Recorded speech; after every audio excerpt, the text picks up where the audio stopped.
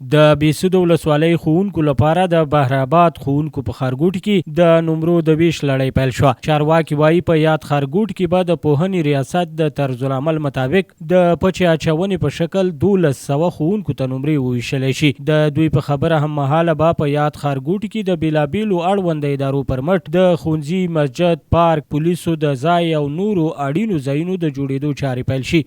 دا شارک پس د شپږو کلونو اداري پروسیجر تکمیل شو، خط اندازي وشوله او نن عملا نمونه‌ای یو څو استادانو ته نمرې ورکړل شولې او دا به یوازې معلمینو ته ورکړل کېږي چې هغه د بیسود ولسوالۍ پورې وي. بهرآباد ښارګوټی چې نن د بیسود ښوونکو دپاره پرانیسته وشوه، د دوی شاوخوا 1200 نمرې دي چې 870 نمرې دستي ویش ته برابرې دي. دغه نمرې به د قرعه کشۍ لارې د طرزالعمل مطابق هغه ښوونکو ته چې د طرزالعمل کې د هغوی ذکر شوی هغوی ته ویشل کېږي.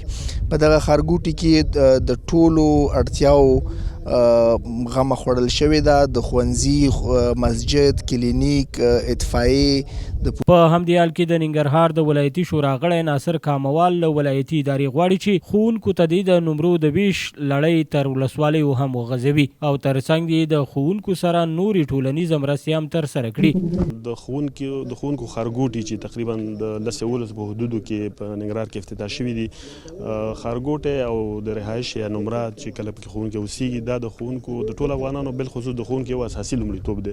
زموږ هیله او غوښتنه د ننګرهار د ولایتي ادارې نه، خصوصا د پوهنې د رئیس نه، د والي صاحب نه دا ده چې په هغه ولسوالیو کې لا نه دي تاسیس شوي ښوونکي ډېر زیات حقدار دي. ښوونکي د دوی ژوند ته باید پاملرنه وشي، نه تنها یوازې د نمرې په رابطه باندې چې یو نمره ځمکه ورکول کېږي، بلکې د دوی نور ژوند ته، ټولنیز ژوند ته چې دوی معاشات کم دي، باید دوی پکې اقدامات وکړي او د ورته دغسې پروژې د ننګرهار په نورو ولسوالیو کې عملي کړي. ویل کېږي چې په اوایلو کې به په یاد ښارګوټي کې کابو 870 نمرې وویشلی شي او د پاتې هغو لړۍ به بیا وروسته پیل شي. ښوونکي خوښ دي چې په یاد ښارګوټي کې د اوږده ځنډ او اوږدې مبارزې وروسته پر دې توانېدلي چې په یاد ښارګوټي کې د ښوونکو په پار د سرپناه لپاره د نمرو د ویش لړۍ پیل شوه.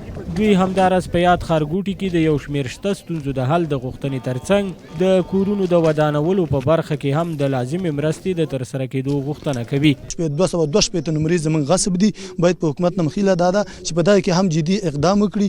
دویمه خبره ده چې مهمه خبره ده چې دغه ساحه چې تاسو ګورئ همواره ساحه نه ده، دا ډېره زیاته ګډه وډه ده. نو که په دغه کې سړکونو باندې اول کار وشي چې معلمینو ته هغه ستونزې او مشکلات حل شي، چې موټر په هر حال نمرې ته ځای په ځای ورشي او سنګکاریګانې او بالاخره خشکاري شروع شي. چې 40 کال په بیسود کې تیر کړي هغو ته اول ورکوي، خیر په دویم قدم کې د نورو ته ورکړل شي. مننه کوو د ټولو ستونزې شته، بلې د آبادۍ ستونزې باید په آبادۍ کې ورسره کومک وکړي ډېر زیات، ځکه معلم نشي کولی د نمرې ځان ته آباد کړي، بیا خصوصا په داسې ځای کې یو مؤسسه ته یو چا ته ورکړي، معلمین د پیسې ټول کړی شي او ورباندې آباد شي. د ننګرهار د پوهنې ریاست د معلوماتو له مخې تر دې وړاندې هم په دغه ولایت کې کابو 4,000 ښوونکو ته په بېلابېلو ښارګوټو کې د هستوګنې نمرې ویشل شوي دي.